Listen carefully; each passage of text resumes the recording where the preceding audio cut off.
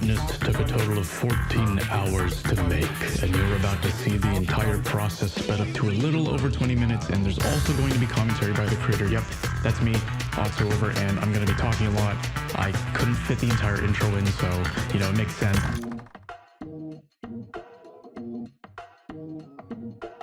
Welcome to the super early rough sketching phase, or animatic, or whatever you want to call it. The goal here is to get the basic idea that's been marinating in my brain sack to spew all over the canvas and soak it in its juices and all that fun stuff. You could see a couple of seconds ago that I was debating where I wanted to place the characters, their expressions, their distance to the camera. I ultimately decided to just have them stand next to each other, stare at the camera, and then burst out laughing. The character on the left, Annie, kind of falls out of the frame and re-enters, rolling onto the floor in the background, while Garcello, on the right here, holds his laugh a little longer and enters a bit of a coughing fit because he's a heavy smoker. You might recognize them from my Friday Night Funkin' mod that I made a few years ago, and although I'm not very present in the FNF community nowadays, most of you still enjoy these two, even though I haven't given them the slightest bit of concrete lore or actual character to speak of. So, thank you. And I'll get to that eventually. Hopefully.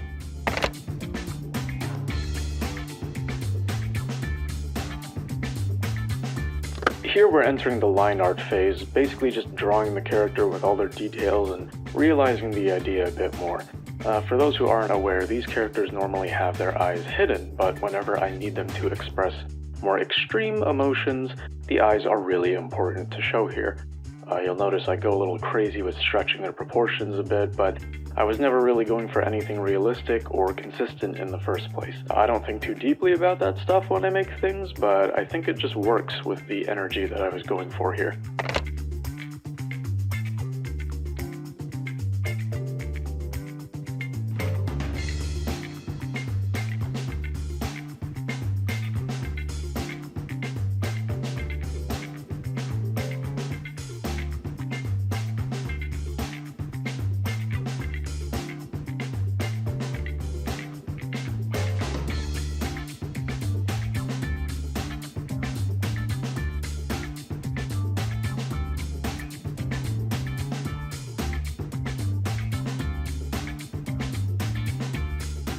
At this point, Annie's key poses have been lined, so we're moving on to Garcello. He's kind of a pain in my ass here for a few reasons, but you'll see at the start I have to redraw the first two poses because the lines were too thin and they didn't match the same sauce that Annie's lines have. A good chunk of this whole thing was spent adjusting a lot of Garcello's features.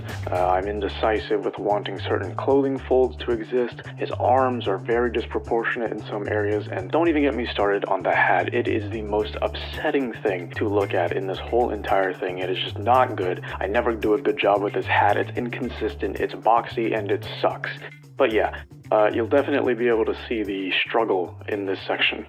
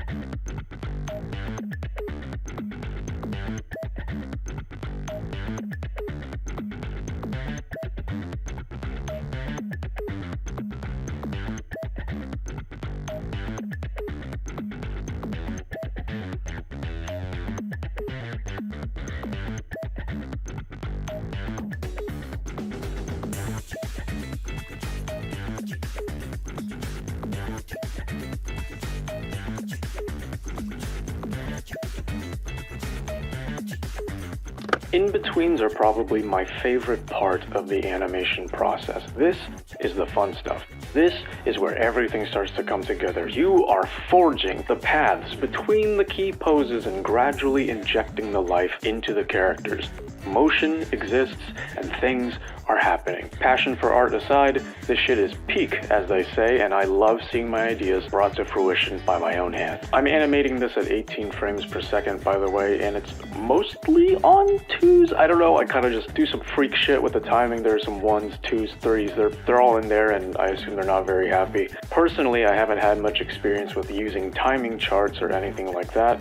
I mostly just go with a gut feeling and adjust the timing if it feels off.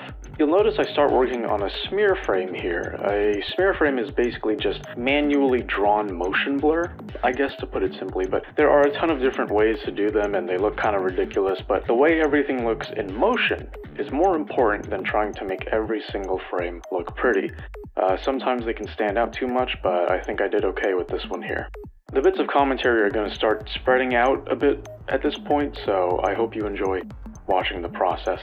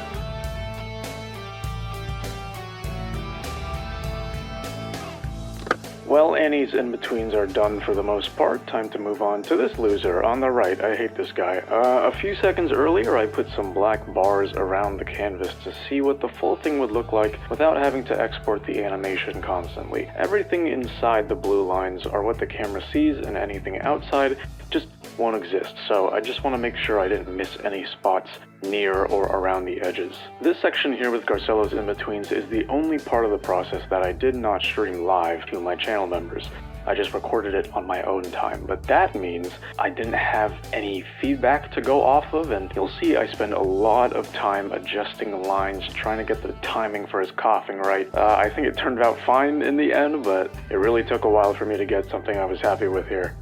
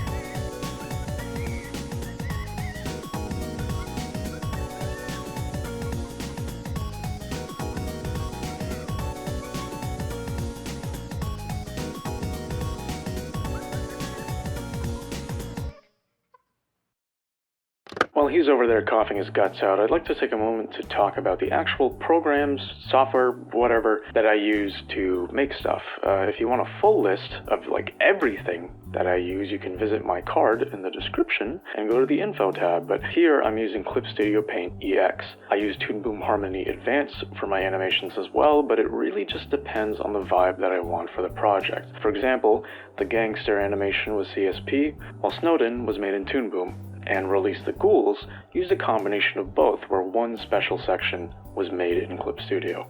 For my new song visualizer, where I animated these little wind-up toy creatures, I used Toon Boom. These things are meant to look robotic, so all of their parts are consistent thanks to simple cutout animation and rigging.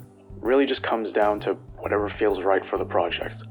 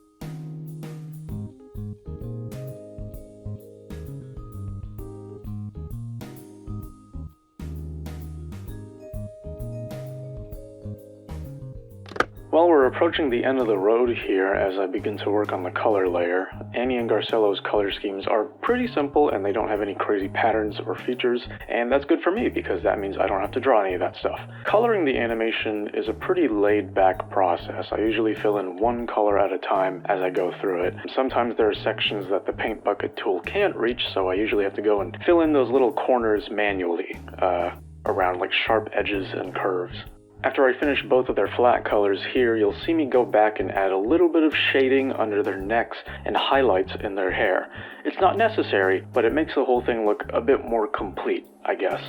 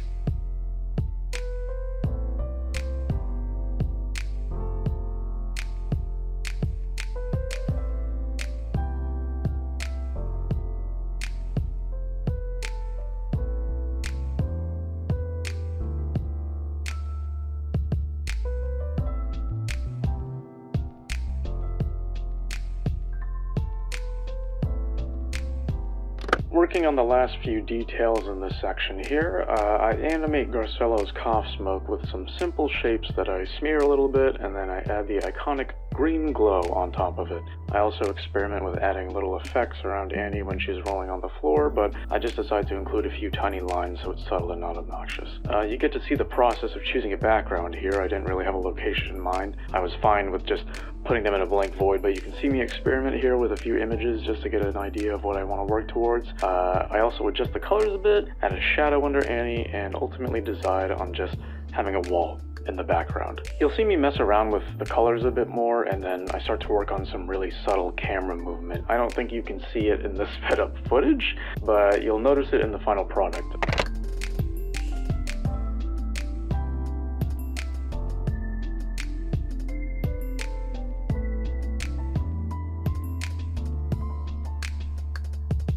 I export it, thinking I'm done, and then some members in the chat start to call out a few things that they notice, and I immediately get to work on fixing that stuff. The most glaring issue was Garcello's nose. It kind of just exists at the end of his coughing fit, but while he's coughing, it's just, his face is just flat, so I went in and I added that, readjusted some stuff, cleaned the lines up a little bit, and I also missed a few spots of shading right under his neck. And once all of that is taken care of, it is finished. About 14 hours in total for a 6-second sequence. Wow, making things takes time? I never knew that. Haha. Ha. Assuming you watched all the way through, thank you for watching this video. I've never recorded myself working like this before, so I hope you found it at least a little bit interesting. If you want more opportunities to watch me make stuff or play games live, please consider becoming a channel member for just $1 a month. I hate advertising stuff like this. Subscribe or not, I don't care. I just want to go home.